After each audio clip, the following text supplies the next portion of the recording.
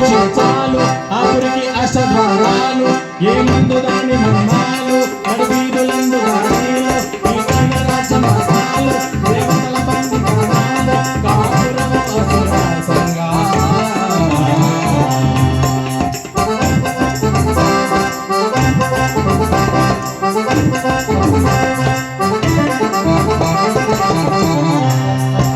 లంకపురి చూచిన చాలు ఆఖరికి అష్టద్వారాలు ఏ ముందు దాని మర్మాలు నడివీధులందు గానీలు ఈ కన్న రాజమార్గాలు దేవతల బంది కాణాలు కాపురము అసుర సంగాలు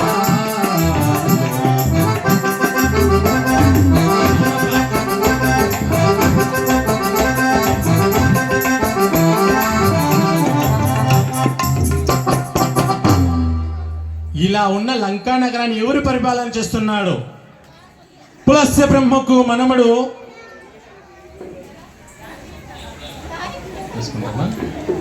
పులస్య బ్రహ్మకు మనమడు విశ్వావసు బ్రహ్మ కుమారుడైనటువంటి రావణాసుడు పరిపాలన చేస్తున్నాడు.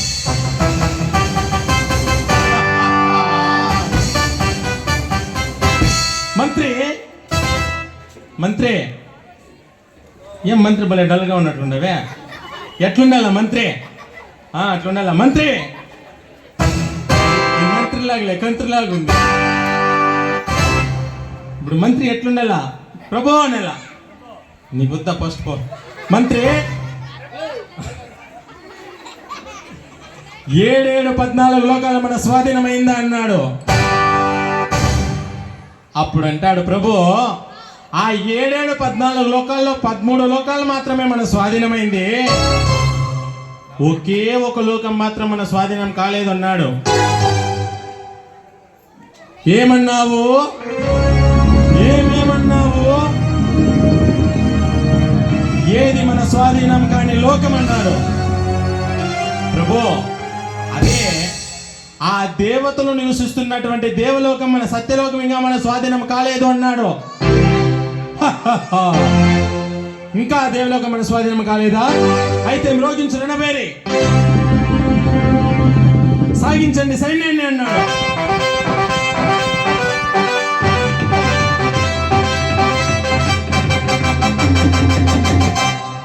అలా అనే సమయానికి అదే సభలో ఉన్నటువంటి రావణాసుని తమ్ముడు పైకి లేచినాడు. ఏ పాప ఏ సిమ్రన్ ప్లీజ్ సైలెంట్ ప్లీజ్. తమ్ముడు నాకు సిమ్రన్. రావణాసుడు పైకి అలా అంటే విభీషణుడు పైకి వేసినాడు.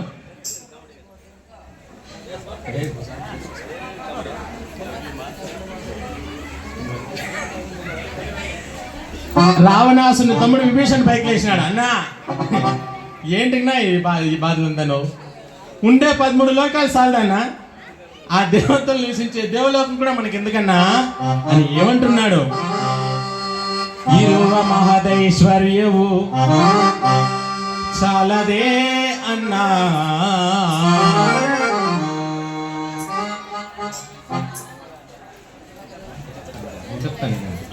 దేవత మలగేలి యుద్ధ నమగ్యాకన్నా, దేవత గల మేలే మనకి యుద్ధ మనగ్యాకన్నా, అతి ఆశ పడబేడ అతి ఆశ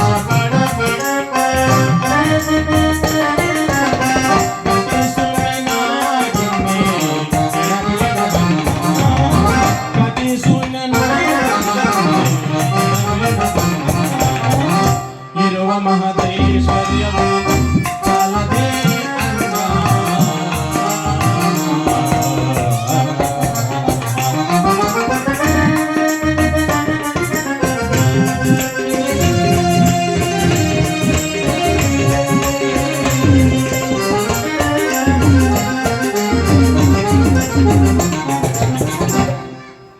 ఎందుకంటే ఆ దేవతల పైన మనకి యుద్ధం ఎందుకన్నా? ఎందుకంటే ఇటువంటి కార్యక్రమాలు జరిపించాలంటే కూడా దేవతల ఒక సంకల్పం ఉండాల, వాళ్ళ పైన అభిమానం ఉండాల, దేవతలను నమ్మిండాల. ఈ కార్యక్రమంలో భాగంగా మన లక్ష్మయ్య సార్ గారు కూడా ఇక్కడ నిలబడి ఈ హరికథ అనే ఈ ఎందుకంటే సర్వసామాన్యంగా మన వినాయకుని పండుగ అంటే డీజే సిస్టమ్ ఉంటుంది, భక్తిగా ఉండాలా. అది మన లక్ష్మయ్య గారు కూడా ఈ రోజు కార్యక్రమంలో ఈ హరికథను ఏర్పాటు చేసిన వారికి కూడా మా హృదయపూర్వక ధన్యవాదాలు తెలుపుకుంటూ ఆ విభీషణుడు అంటాడన్నా వద్దన్నా దేవతల పైన ఏమిది సార్ ఇప్పుడు నేను తెలుగులో కదా కథ చెప్తాను ఇది కన్నడకు పోయినా నేను అందుకని నేను తెలుగులో కన్నడలో తమిళ్లో కూడా కథ చేస్తా ఉర్దూలో వేయలేదు సార్ కొంచెం కష్టమవుతుంది ఎందుకంటే ఈ 10 ఏళ్ళ ముందరలో ఈ 5 ఏళ్ళ ముందర నా కన్నడ అర్థమవుతా ఉంది ఎవరన్నా తిడితే కూడా అర్థం కాకుండా ఉండే కన్నడలో మా ఎత్తలూరు వేరే కర్ణాటక ఫస్ట్ నా పెండ్లామ చూస్తామని పోతనే ఇంట్లో కూకుంటే మా ఎత్తొచ్చా మా ఎల్లుడు వచ్చేసినాడు నమ్మ కూకో అంటే ఆయమ్మ ఆపిల్ అంతా కోసి కత్తి పెట్టిండ్రి నేను పోయి నిలుచుకుంటున్నాను మా ఎత్త చూసి కన్నడలో ఏమంటుంది ఆ కత్తి పక్కన ఉంది నా పక్కల ఏనప్పా కుత్తుకో అని ఏమరా ఇది కాశారమో ఇంటికి వస్తామని కుత్తుకోమంటుంది ఓ ఇదాదో భలే సమాచారం రూపా గమ్మున కూకొని ఇస్తుంది నేను మా మామ వచ్చా ఏనప్పా యాವಾಗ ಬಂದೆ నాకు శిశులుగా రాలేదు మన ఈ మధ్య నుంచి నేర్చుకున్నాను అట్లా ఓగారా బారారా అని అట్లా నేర్చుకున్నాను సుత్రామల్లి ఏమన్నా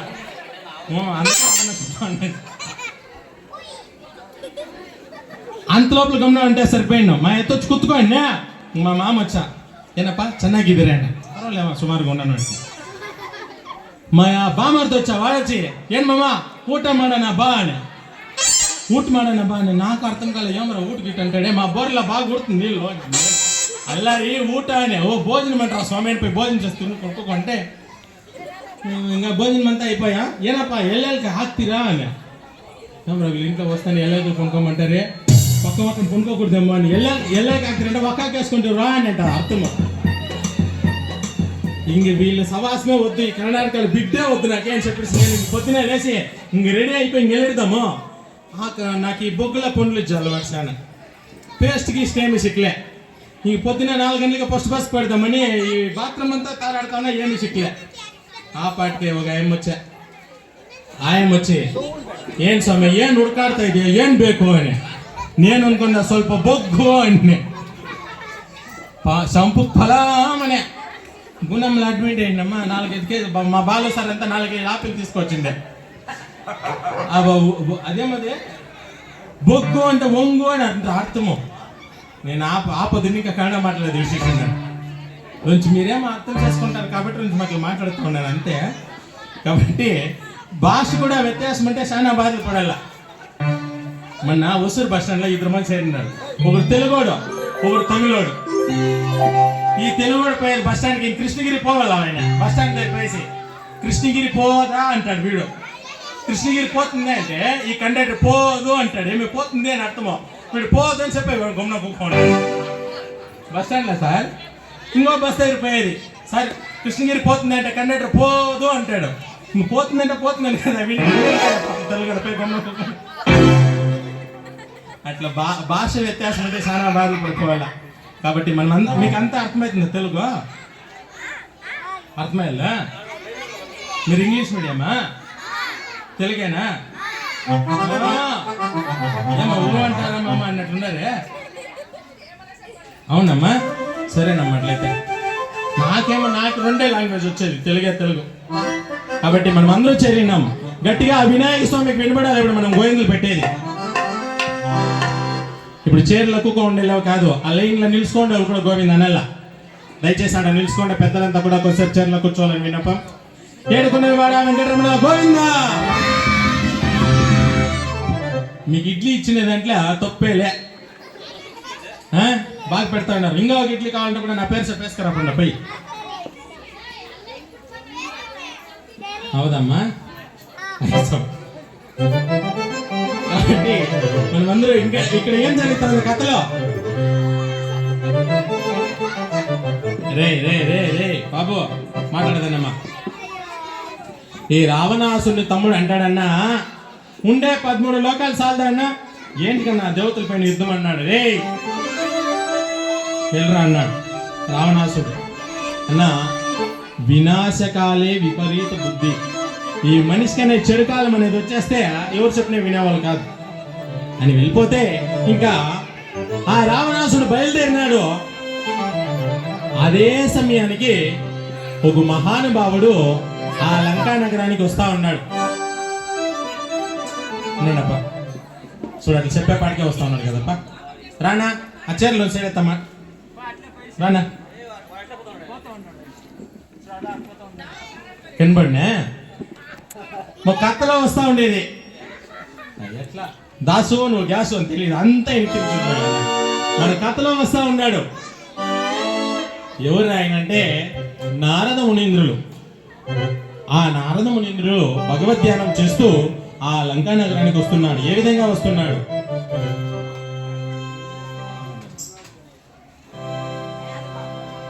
దేవదేవ నారాయణ పరం దామ పరమాత్మ, దేవదేవ నారాయణ పరం దామ పరమాత్మ, లీలలు విన్న తరమ దేవదేవ నారాయణ పరం దామ పరమాత్మ.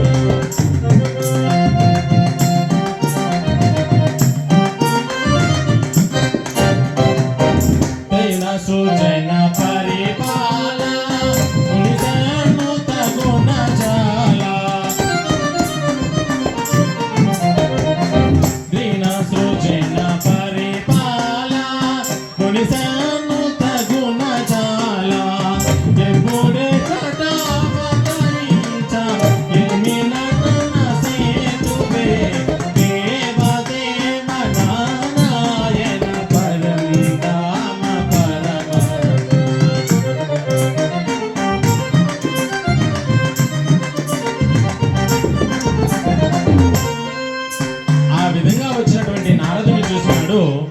రావణాసురుడు.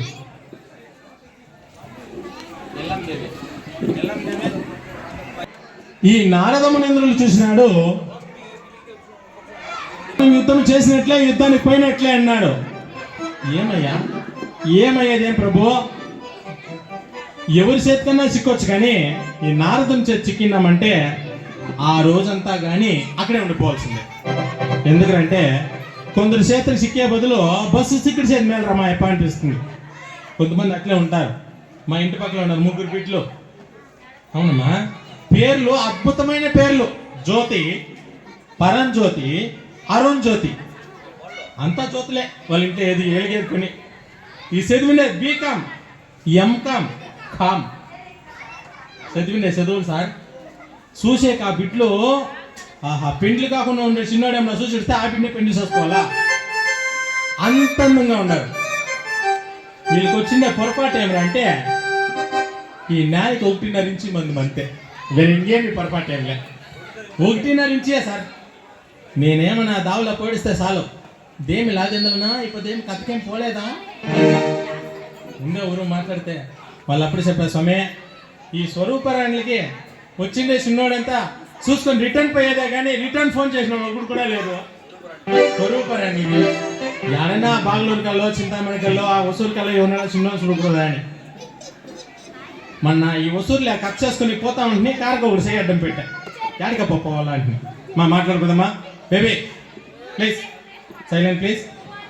సార్ నేను కృష్ణగిరి పోవాలా, చెన్నై పోవాలా, దానికి ఆపక నేను ఎట్లా పోతా కృష్ణగిరి దాకా డ్రాప్ ఇచ్చాడు అని.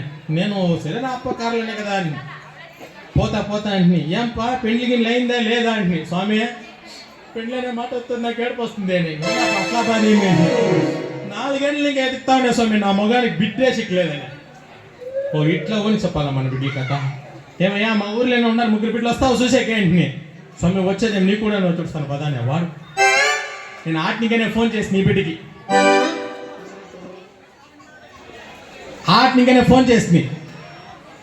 ఫోన్ చేస్తే రింగ్, ఈ బిడ్డ జ్యోతి ఎత్త ఫోన్. ఓహో రింగ్ అవుతా ఉందప్ప, ఈ బెడ్రూమ్ ఫోన్ ఇది. హలో దేమనా అని. ఏయ్ దేమనా కాదే ఏమన్నా తెలియకనా చెప్పు, ఏం ఫోన్ తెచ్చి నా పైన లవ్కి ఒత్తింది ఏమి అంటుంది. నీ పైన లవ్వులే కొవ్వులేదే అమ్మా, ఇట్లా చిన్నోడు చిక్కినాను, పొద్దున్న 6 గంటలకంతా వస్తాను రెడీ అయ్యి ఉన్నాను అంటే నేను తెలియలేనా మేము వెళ్ళి అవుతాము అనే. వద్దేలే. సరే ఇంక నేను తోడకపోతే చూడప్ప, ఇదే వాళ్ళ ఇల్లు, ఇది మా ఇల్లు, బ్యాగ్ పెట్టేసి వస్తాను పదానికి. పోయి చూసే చిన్నోడు వాళ్ళ ముగ్గురిని చూసేసి అంటాడు, ఏమయ్యా జ్యోతి, పరంజ్యోతి, అరుణ్జ్యోతి, యా జ్యోతులు కదా మీ ఇంట్లో అంటిని.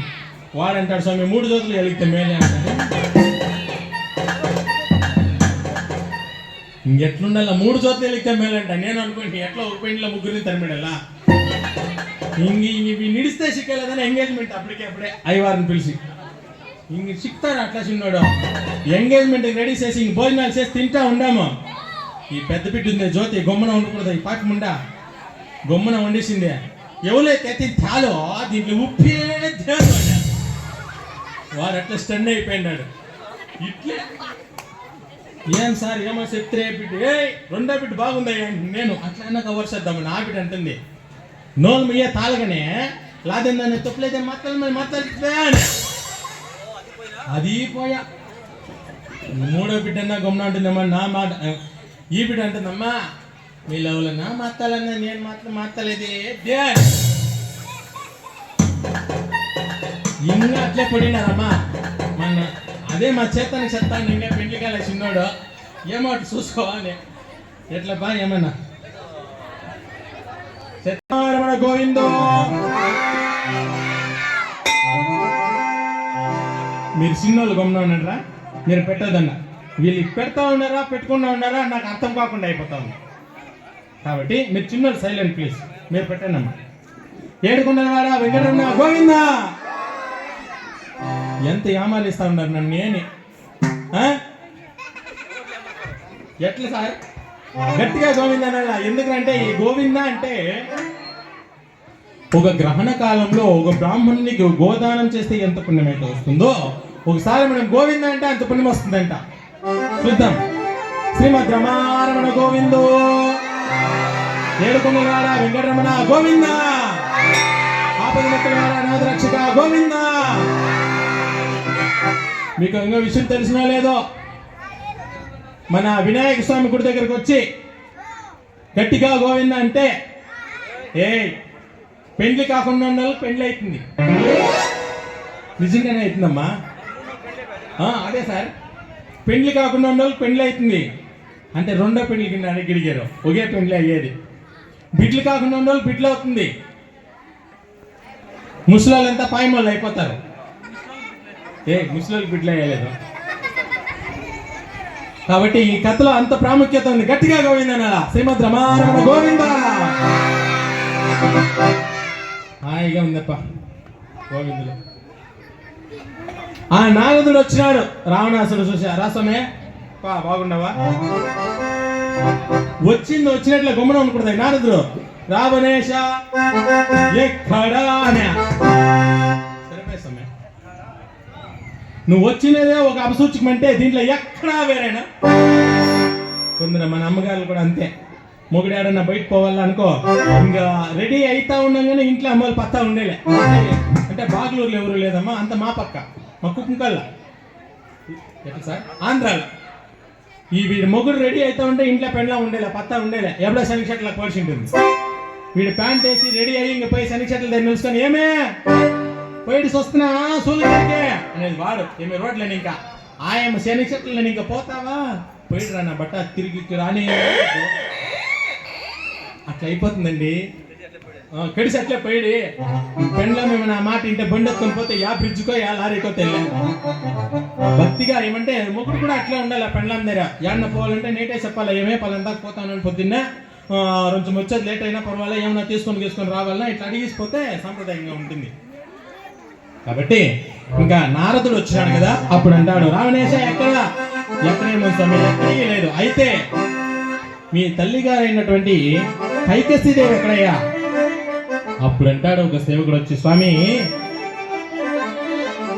అమ్మగారు ఎక్కడున్నారంటే, ఈరోజు కార్తీక సోమవారం కదా,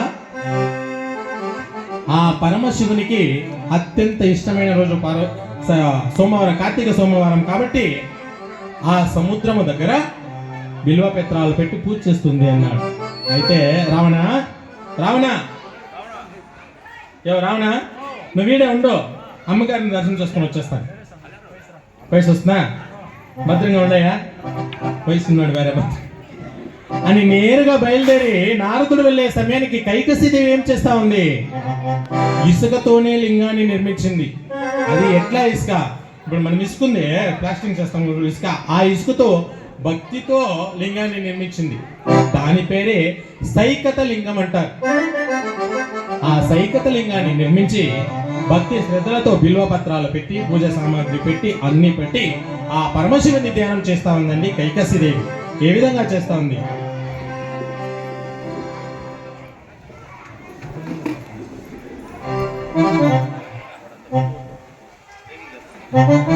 పుణ్యము పాపము తెలియని మేము, పూజలు సేవలు తెలియని మేము, ఏ పూలు తేవాలి నీ పూజకు, ఏ పూజ చేయాలి నీ సేవకు.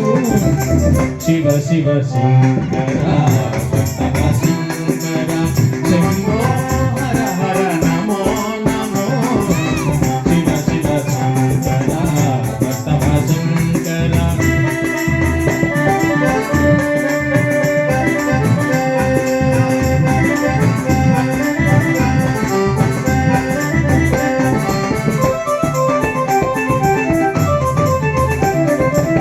పుణ్యము పాపము తెలియని మేము, పూజలు సేవలు తెలియని మేము, ఏ పూలు తేవాలి నీ సేవకు, ఏ లీల చేయాలి నీ సేవకు. శివ శివ శంకర భక్త శంకర శంభో హర హర నమో నమో.